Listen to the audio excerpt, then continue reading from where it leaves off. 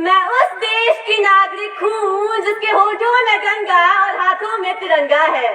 वो देश जो कभी सत्यम शिवम सुंदरम, कभी वंदे मातरम, तो कभी पंजाब सिंध गुजरात मराठा द्राविड़ उत्कल बंगा है। मैं उस देश की वासी हूँ जो हर ठुकराए हुए की शरण स्थली बन जाता है। वो देश जो 7 समंदर पार परदेशियों को भी अपने ब्रदर्स एंड सिस्टर कहकर बुलाता है। यही प्रेम की पूज्य भूमि भारतवर्ष कहलाता है। यही प्रेम की पूज्य भूमि भारतवर्ष कहलाता है।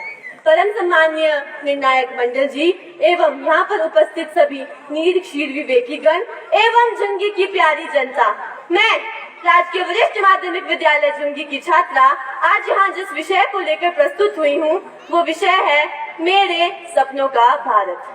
भारत 32,87,263 वर्ग किलोमीटर में फैला एक ऐसा अद्भुत देश है जो 140 करोड़ से अधिक आबादी को अपनी पलकों की छांव में पिरोए हुए अटूट अद्वितीय बना हुआ है।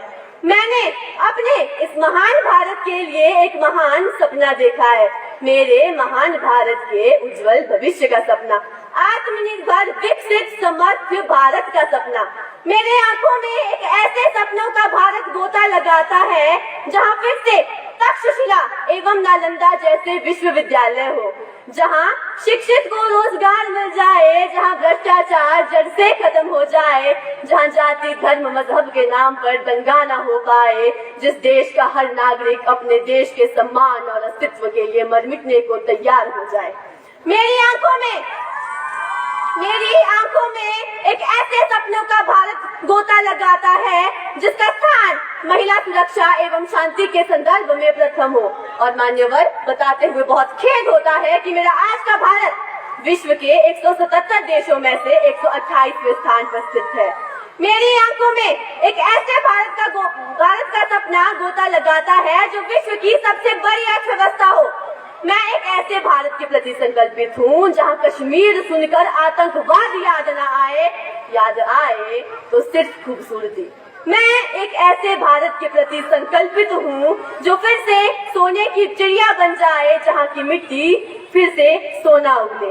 इस पर मुझे महात्मा गांधी जी की कुछ पंक्तियाँ याद आती हैं कि चलो भारत को नष्ट कर जीवन को महकाओ, एक बार ही सही लेकिन फिर से सोने की चिड़िया बन जाओ, सोने की चिड़िया बन जाओ।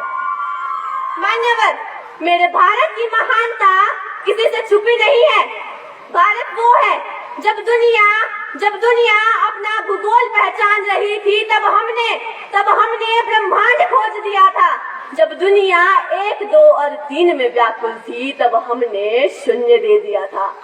मैं उस देश की नागरिक हूँ जिसने 200 वर्ष गुलामी सहनकर आज वो उन्नति के पथ पर अग्रसर है। और महोदय, जो सपना मैंने अपने भारत के लिए देखा है उसमें हर नारी का सम्मान होगा, हर नारी का सम्मान होगा, हर पुरुष मर्यादावान होगा, हर नारी का सम्मान होगा, हर पुरुष मर्यादावान होगा। किसी दंगे का कारण न गीता न कुरान होगा। चंद्रमा की सतह पर मेरा अपना हिंदुस्तान होगा। मेरे भारत की मिट्टी के खातिर शहीद होने को तैयार हर इंसान होगा। जी हाँ, मेरे सपनों का भारत इतना महान होगा, मेरे सपनों का भारत इतना महान होगा।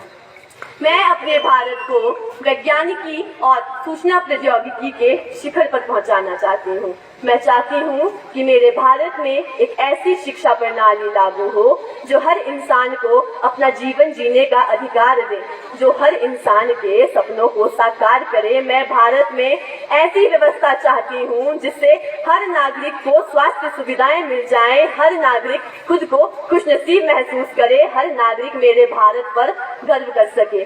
मैं एक ऐसे भारत की कल्पना करती हूँ जहाँ आर्यभट्ट जैसे खोजकर्ता हो। मैं एक ऐसे भारत की कल्पना करती हूँ जहाँ रामानुज जैसे गणितज्ञ जन्मे।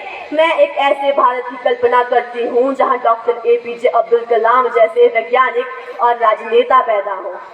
मैं एक ऐसे भारत की कल्पना करती हूँ जो समृद्ध हो, जो विकसित हो जहां बच्चा बच्चा अपने सपने साकार कर सके। और मुझे आशा है कि मेरा ये सपना जरूर पूरा होगा और मैं आज से अभी से अपने सपने को साकार करने के लिए प्रतिबद्ध हूँ।